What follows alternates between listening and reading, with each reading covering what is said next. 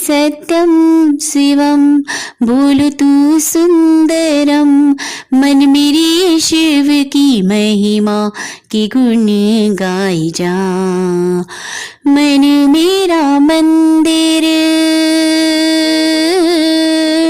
शिव मेरी पूजा।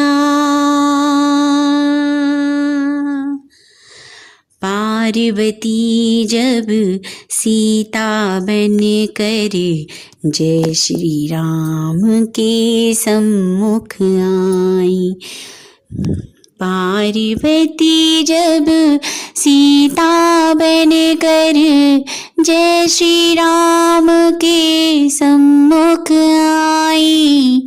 राम ने उनको माता कह कर शिव शंकर की महिमा गाई।